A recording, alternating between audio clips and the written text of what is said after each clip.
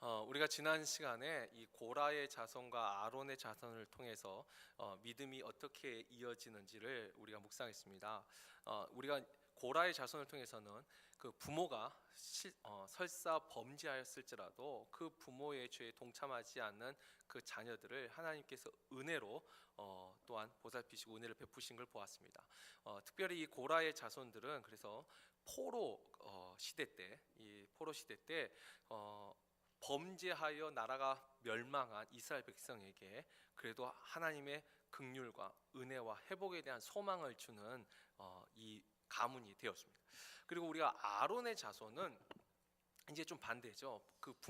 이 부모가 하나님을 섬기는 아주 특별한 믿음의 그 부모였음에도 불구하고 그 부모의 믿음을 따르지 않고 또 말씀에 순종하지 않는 이 자녀들이 부모가 믿었음에도 불구하고 그 자녀들이 하나님 앞에 징계를 받는 거, 또 하나 또 부모 시대 때에 하나님께 받은 언약, 하나님의 그 말씀이 또 은혜의 유산으로 성취되는 것을 우리가 아론의 자손을 통해서 보았습니다.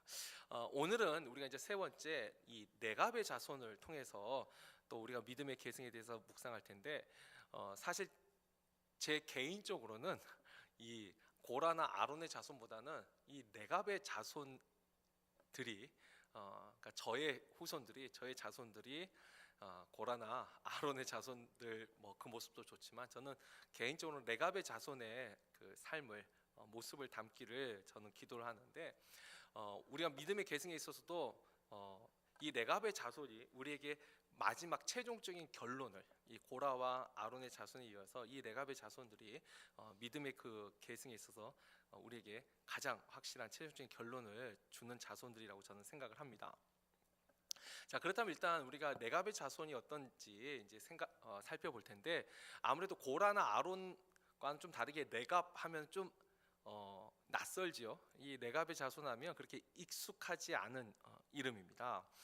일단 이 네갑 자손의 뿌리를 살펴보면 우리가 사사기 1장 16절 말씀 한번 같이 읽어볼까요? 사사기 1장 16절 말씀.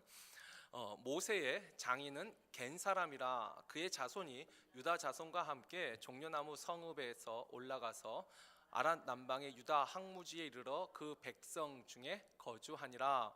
여기서 모세의 장인이 겐 사람이라는 말이 나옵니다. 그리고 종려나무 성읍이 곧 이제 예루살렘 성읍인데, 일단 모세의 장인이 겐 사람이고요. 그 다음에 역대상 2장 55절 말씀을 또 같이 읽어보겠습니다. 읽습니다.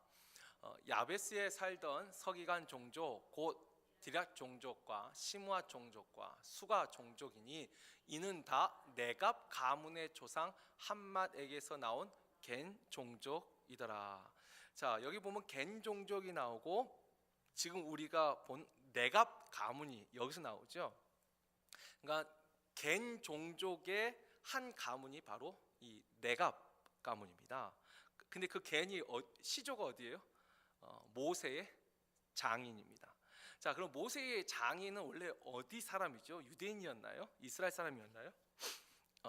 모세의 장인은, 여기서 말한 그 모세의 장인은 미디안 사람이죠. 그러니까 이방 사람이에요. 그러니까 미디안 사람으로 이방인으로서 유목생활하던 이 겐 종족이 모세 시대 때 모세의 장인이 되면서, 그래서 그 처남 호밥이 이제 이스라엘과 함께 따라옵니다. 그 모세의 장인은 그냥 남고 그 땅에 자기 나이가 들어서 남고 이제 자기 아들을 보내는데 거기가 아무튼 시조예요.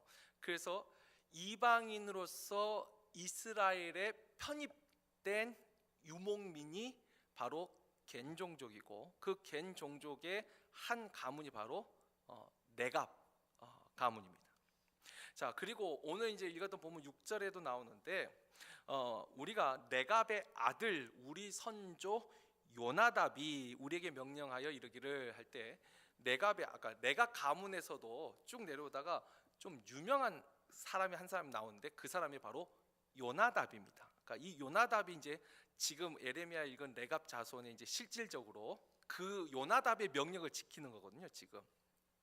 근데 이 요나답이 어떤 사람이냐면 열왕기 하 10장 15절, 이것도 우리 한번 다 같이 읽어볼까요? 읽습니다.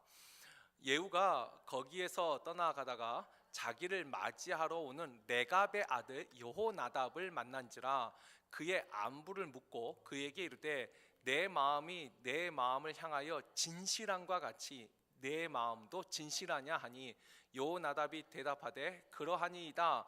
이르되 그러면 나야 손을 잡자. 손을 잡으니 예후가 끌어 병거에 올리며.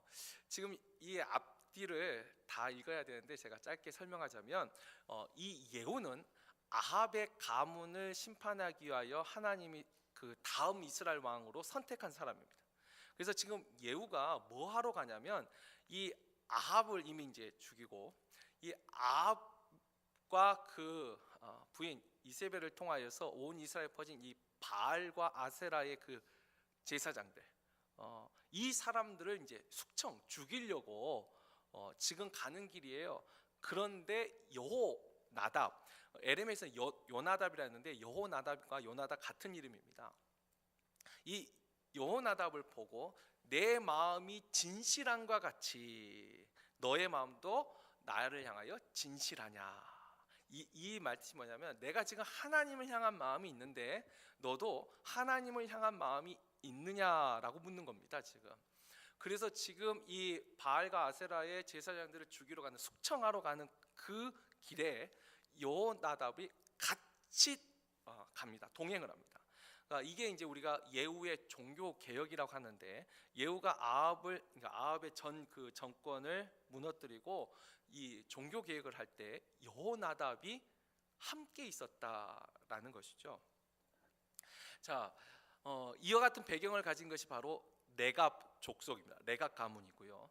그리고 이제 예레미야의 시대에 이르러서 근데 레갑 이 가문이 숫자가 아주 많은 숫자는 아니에요. 오늘 2절에 보면은 너는 레갑 사람들의 집에 가서 그들에게 말하고 그들을 여호와의 집 한 방으로 데려다가 포도주를 마시게 하라 하시니라 할 때 이 성전에 있는 성전도 아니고 성전에 있는 그 부속 건물 중에 한 방이에요.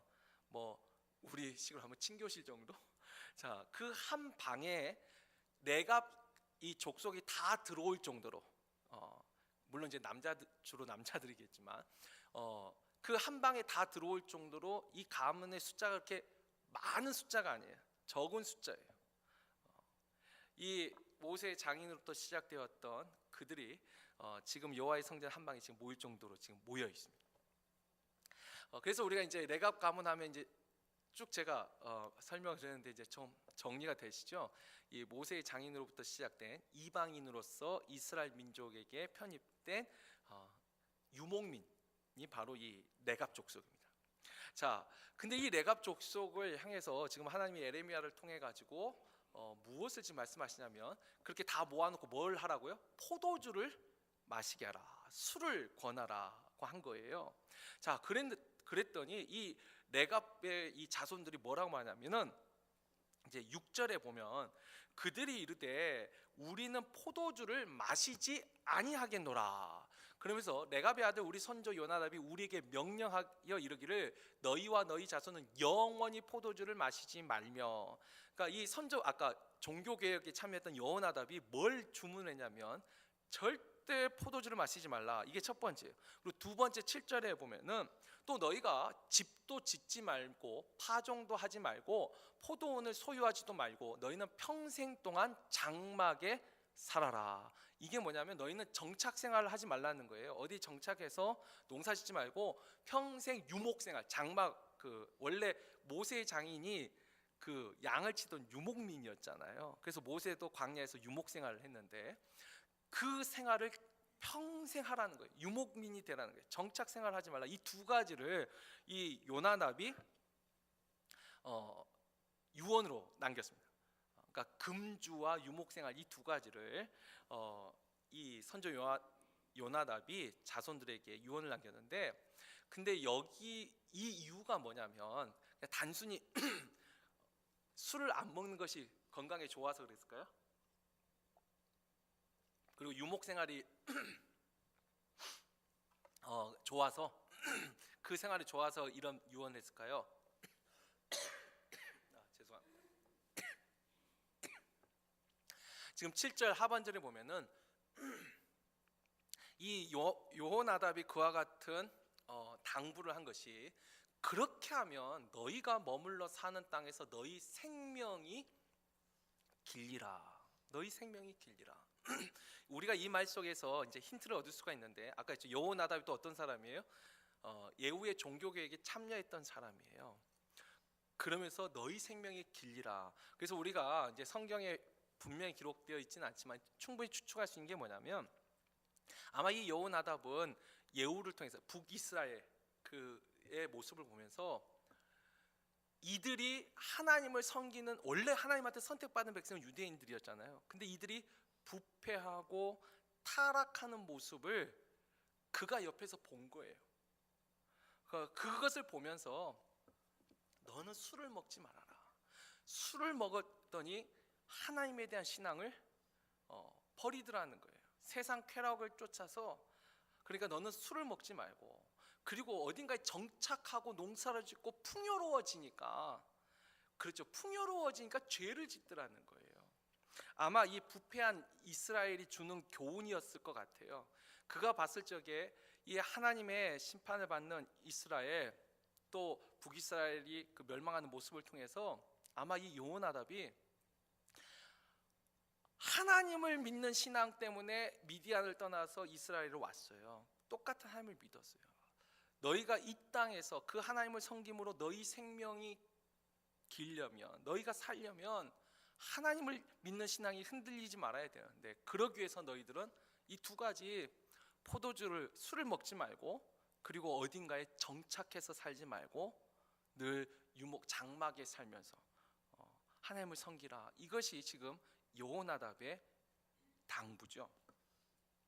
자, 그런데 이제 그 중에서 이제 그 정착하지 말라는 이 말씀은 11절에 지금 현재 그 에레미야에 나온 레갑 자손들이 일단 그 말씀은 지금은 어기고 있습니다. 왜냐하면 11절에 보면 원래 그들이 계속 그 여호나답 선조의 그 말을 계속 지키면서 유목 생활을 했는데, 언제 그것을 못 지켰냐면 이 바벨론의 느부갓네살 왕이 이 예루살렘 유다를 공격할 때에 그들은 유목 생활하니까 밖에 있었잖아요. 성 밖에서 살았잖아요. 근데 이 군대가 쳐들어오니까 아무래도 우리가 이 군대를 피하여서 예루살렘 성 안으로 가야겠다라고 해서 바벨론이 침공할 때 그때 예루살렘에 들어와서 지금 살고 있는 거예요. 그러니까 그 말씀은 그 선조 요나답의 말을 지금 못 지켰어요. 그러나 아까 포도주를 먹지 말라는 말씀은 어떡하죠? 이 에레미야 선지자가 그렇게 권하는데도 불구하고 우리 선조가 먹지 말라 했기 때문에 우리는 먹지 않겠습니다라고 이제 거절을 하는 거죠.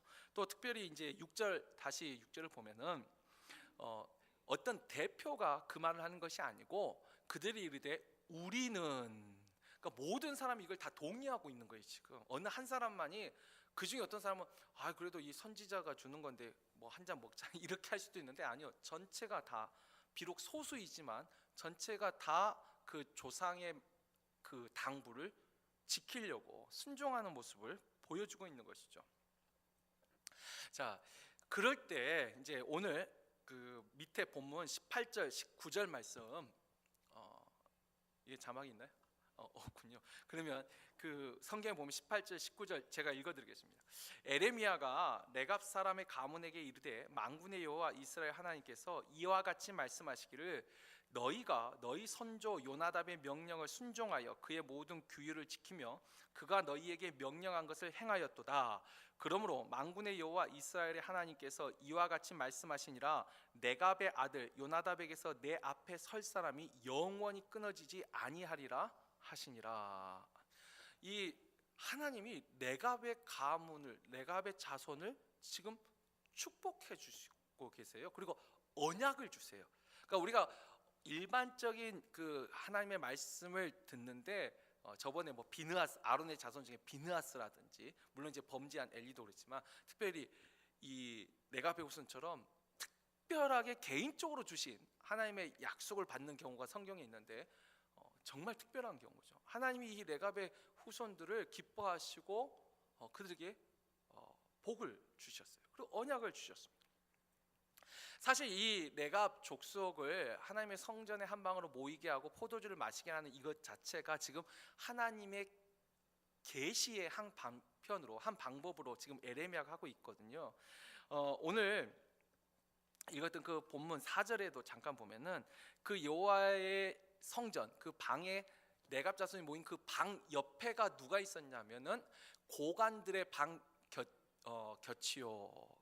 고관들의 방 곁이라. 그러니까 성전 안에 이 예루살렘의 지도자들이 모이는 그 방 옆방에 모였습니다. 그러니까 이게 뭘 상징하고 있냐면 이방인으로서 이스라엘에 편입된 이 네갑 족속은 그 선조가 신앙을 지키기 위해 당부한 그 말조차, 그 부모의 말조차도 순종하는데, 하나님이 선택한 이스라엘은 지금 하나님의 말씀을 듣지 않고 불순종하고 있다는 것을 지금 이 레갑 자손을 통해서 상징적으로 보여주고 있는 거죠. 그러니까 불순종하는 이스라엘에게 순종의 본, 순종의 모델로 보여준 것이 바로 이 레갑 자손입니다. 자, 이것이 일단 오늘 이 본문이 말하고 있는 내용인데, 이제 우리가 여기서 그렇다면 이 레갑의 자손들이 믿음을 계승하는 데 있어서 우리에게, 오늘날 우리에게 주는 교훈이 무엇일까? 여기에 대해서 우리가 이제 몇 가지만 잠깐 더 묵상하고 이제 말씀을 맺겠습니다. 일단 우리가 첫 번째 이 레갑의 자손을 통해서 확인할 수 있는 게 뭐냐면, 이 레갑 자손이 말씀에 순종한 믿음의 가문이라는 것입니다. 말씀에 순종을 했어요. 순종한 믿음의 가문이에요. 그러니까 우리가 단순히 아까 말했지만 금주, 단순히 술을 먹지 않겠다, 또는 유목생활이 좋으니까 유목생활을 하겠다, 그것을 위해서 지킨 것이 아니고, 아까 예후의 종교 개혁에 참여할 정도로 요나답은 하나님에 대한 신앙이 투철한 사람이에요. 근데 그가 볼 때에 이렇게 해야지만 이 땅에서 너희 생명이 길리라, 하나님이 허락하신 이 땅에서 너희가 잘 살기 위해서는 이것을 지켜야 된다. 결국 그 뿌리는 여호와의 신앙을 지키기 위한 그 부모의 말에 순종한 가문이라는 것이죠. 이게 일단은 가장 근본적이고, 자, 그 속에서 이제 또 하나, 이 레갑의 자손들은요, 지금 이스라엘 유대인들이 했던 것처럼 많은 율법, 뭐 이것은 해야 되고 이것은 하지 말아야 되고 막 율법에 대해서 논의하고 논쟁하고 막 그걸 가지고 다투고 막 했던 이스라엘은 정작 그 율법을 하나님의 뜻에 맞게 순종하지 못했어요. 근데 이 레갑 자손은요, 단 하나인데도, 그러니까 술을 먹지 말라는 단 하나의 말씀인데도 그걸 온전하게 순종하고 있더라는 거예요. 그러니까 우리가 어떤 욕심을 내서 우리가 하나님의 말씀을 순종해야 될 때 이것도 지키고 저것도 지키고 막 지키려고 하는데, 예전에 제가 한번 말씀드렸지만 율법을 다 지키려고 하면 도달하는 결론은 뭐냐면 다 지킬 수 없답니다. 하려고 하면 할수록 할 수 없다라는 것이 율법의 결론이에요. 우리 힘과 능력으로는 다 지킬 수 없어요. 다 지키려고 하는 것 그 자체가 나의 의를 드러내려고 하는 교만이죠. 주님이 우리가 이제 비슷한 비유로 들 수 있는 게 뭐냐면 마르다와 마리아에게도 그렇죠. 한 가지만이라도 족하다. 우리는 이것도 하고 저것도 하고 다 해보려고 하는데, 아니요, 하나님은 우리가 다 지키는 걸 바라시지 않아요. 왜냐하면 우리가 다 지킬 수 없거든요. 그런데 그 중에 하나만이라도 정말 하나님의 말씀으로 순종하고 믿고, 하나만이라도 온전하게라는 말이 참 중요한 것 같아요. 온전하게 지키려고 할 때. 그러니까 세상 사람들은 이 장점과 단점을 중에 어느 쪽을 더 많이 볼까요? 사람들은, 저도 그렇지만 단점을 더 잘 봐요. 근데 하나님은요, 확실하게 장점을 보시는 것 같아요. 정말 많은 실수와 허물과 부족함에도 불구하고 정말 하나라도 제대로 하는 거, 그걸 보시는 것 같아요. 물론 세상에서도 여러 가지 다양하게 잘하는 사람보다 하나라도 제대로 한 사람이 사실 세상에서도 인정을 받지 않습니까? 그 사람이 이제 전문가라고 우리가 부르는데, 하나님도 하나라도 온전하게 순종하는 그것을 하나님이 기뻐하시는 것이라 저는 믿습니다. 한번 이제 생각을 해보죠. 그 록펠러라는 사람을 아실 거예요. 이 록펠러가 석유 그 왕 아닙니까? 물론 그에 대한 평가가 여러 가지가 있긴 한데, 적어도 록펠러가 하나님에 대한 열정, 우리가 잘 아는 것이 그렇죠. 전 세계에서 11조 제일 많이 내게 해달라는 그게 그의 삶의 목적이었어요.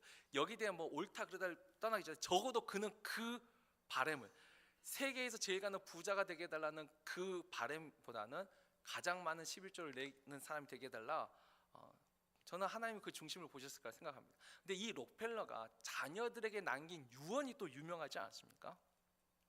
이 자녀들에게 록펠러가 유언으로 남긴 거 혹시 들어보신 적 있어요?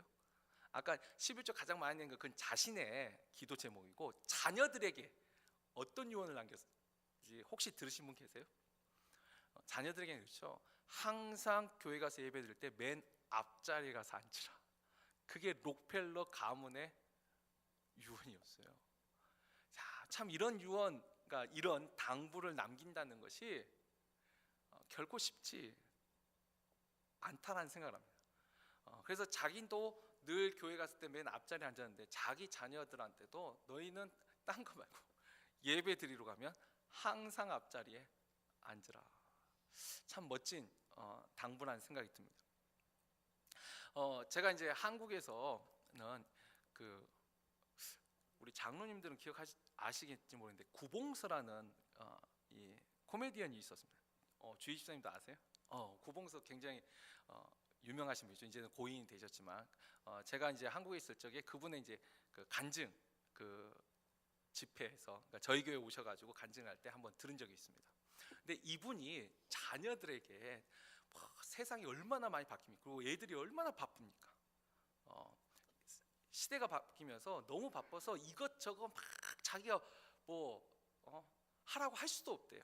근데 자기가 딱 하나, 진짜 애들한테 난 딴 거 다 너희들 마음대로 다 해도 좋은데 딱 하나, 어릴 때부터 계속 가르치게 보자면, 주일은 한 교회에서 온 가족이 같이 예배 드리는 거, 그거 하나를 계속 가르쳤대요. 어렸을 때부터 딴 거고, 주일은 한 교회에서 온 가족이 같이 예배 드리는 거. 근데 이분의 간증이 뭐냐면, 그리고 자녀들이 이제 다 출가하고 그리고 직장도 있고 다 이제 흩어지잖아요. 가정이고 다 흩어지는데, 애들이 그 말을 하나를 지켜주더라는 거예요. 그래서 주일 되면 다, 그분이 이제 순복음교회 다니셨어요. 여의도 순복음교회로 자녀들이 다 오는 거예요. 그래서 이제 그 본인은, 그래서 애들이 먼 데서도 오고 오는데 또 손주들도 다 오는데 교회만 있을 수가 없잖아요. 그래서 자기 집을 교회 옆에다가 구한 거예요. 그래서 예배 드리고 그 다음에 남은 집은 그러니까 아버지 집, 할아버지 집에 가서 시도로 그러면서 그거 하나 자랑하시더라고요. 어렸을 때부터 내가 그거 하나만, 하여튼 주일날 예배는 한 교회에서 온 가족이 드린다. 이걸 하나를 우리 아이들이 순종하는데, 다른 집들은 명절에 1년에 한두 번 자식들 얼굴 보는데 우리는 일주일에 한 번은 꼭 봅니다 하고 자랑을 하시는 거예요. 무지하게 부럽더라고요. 그래서 저도 우리 애들한테 이걸 잘 가르쳐야 되는데, 사실 제 믿음이 거기까지 안 돼요. 요즘 얼마나 세상이, 더군다나 미국은 더 어려워요. 한국은 그래도 나라가 좁아가지고 좀 떨어져도 웬만하면 오는데, 여기는 주가 바뀌고 하면은 이거 한 교회에서 다 다녀야 돼. 요거 쉽지 않은 것 같아요. 근데 어쨌든 그분의 믿음인 거예요. 아까 록펠러는 앞자리에서 예배 드린다. 참 이런, 어찌 보면 성경에는 없지만 그 부모들이 생각할 때 우리가 하나님을 믿는 신앙으로서 우리 가문이 지켜야 돼, 우리 자손이 지켜야 될 그 한 가지를 하나씩 발견했다는 거, 그건 참 우리가 본받을 만한 일이라는 생각이 듭니다. 저희 집에서는 저희 어머니 같은 경우는 저에게 때는 늘 책상 위에 성경을 올려놓는 거, 그거 하고 주일날 교회 가는 거, 이 두 가지를 진짜 목숨 걸고 지키셨어요. 이건 제가 이제 예전에도 간증을 했기 때문에. 그리고 이제 본인에게 적용한 하나는 뭐 다른 거 다, 우리 어머니 전도도 하고 뭐 다 많이 하시죠. 근데 저희 어머니가 하나님 앞에 온전하게 지키려고 헌신하는 건 새벽 제단이에요. 몸이 아프든 정말로 제가 아직도 기억해요. 계단에서 굴러떨어져가지고 멍이 배에 퍼렇게 들었는데도 제가 그 다음날 새벽은 안 가실 줄 알았어요. 근데 그날도 비가 쏟아지는데 그 멍든 몸을 이끌고 새벽에 교회를 가셨더라고요. 제가 그래서 제 속으로 참 독하다고 생각했어요. 근데 저희 어머니는 그래요. 저한테 그러시더라고요. 나는 하나님 앞에 뭐 다른 거 저런 거 못하겠다고. 근데 새벽에 하나님께 드리는 건 이 세상 떠나는 그날까지 하시겠다고. 참 그거 하나, 저는 하나님이 그걸 참 기뻐하실 거라고 생각해요. 뭐 저희 어머니 뭐 몸도 좀 약하셔서 뭐 식당 봉사라든지 또 그다음에 말 주변에 있어서 뭐 이렇게 정말 하다못해 뭐 전도 회장이지 이런 거 한 번도 못 하셨지만 근데 새벽에 진짜 비가 오나 눈이 오나 몸이 아프더라도 꼭 가셨어요. 저는 하나님이 그것을 정말 기뻐하셨으라 생각합니다. 많은 걸 하려고 하는 게 아니라 하나만이라도 정말 온전하게, 내가 마음 내키지 않고 이 상황이 아니라 정말 하나라도 온전하게 지키려고 하는 거. 물론 이제 저도 젊었을 때는 모를 텐데 이제 나이가 점점 들면서 저도 저 어머니의 그 믿음이 마음에 와닿아가지고 저도 이제 그렇게 하려고 지금 노력을 많이 해요.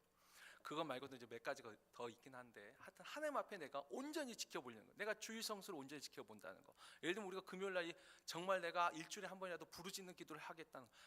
무엇이라도 어떤 거라도 좋아요. 아까 저 맨 앞자리에 앉는다든지 예배 시작 전에 뭐 준비 기도를 하고 간다든지 어떤 것이든지 아까 뭐 구봉수 장로도 그렇고 우리가 정말 우리의 믿음을 지키기 위해서 하나라도 온전한 순종을 할 수 있는 것이 있다면 하나님이 레갑 자손에게 주셨던 그 축복, 그리고 레갑 자손을 보시면서 느꼈던 그 기쁨을 우리를 통해서도 저는 하나님이 느끼실 거라고 저는 믿습니다. 그리고 이 레갑 자손의 또 이 믿음의 계승에서 또 하나의 특징이 있는데 뭐냐면 온전한 순종을 포도주 금주는 했어요. 근데 아까 좀 유목 생활은 지금 지키지 못했잖아요. 그런데 지키지 못한 것인데도 불구하고 적어도 레갑 자손은 최선의 순종을 했다는 것이에요. 아까 저 바벨론 군대가 쳐들어오는 정말 불가항력적인, 나의 힘으로 나의 능력으로는 도저히 어떻게 할 수 없는 상황 속에서는 그들도 예루살렘 성으로 들어왔어요. 전쟁터가 있는데 우리 조상이 유목생활 하라, 장막에 거하라고 했기 때문에 말 그대로 전쟁터의 한가운데 버티는 그런 미련함, 그런 어리석음을 갖진 않았어요. 적어도 저는 이 모습 속에서 최선의 그들이 순종을 했다라는 생각을 합니다. 제가 새벽에 기도할 때 이런 기도를 하지 않습니까? 새벽을 깨울 수 있는 믿음과 건강과 환경을 늘 주관하여 주옵소서. 근데 그 속에 이제 뭐 믿음은 뭐 우리하고 연관이 있지만 건강이라든지 환경이 허락하지 않는다면, 그렇죠. 정말 아까 뭐 물론 저희 어머니 그렇게 뭐 계단에서 굴러 떨어지셨어도 가지긴 했어요.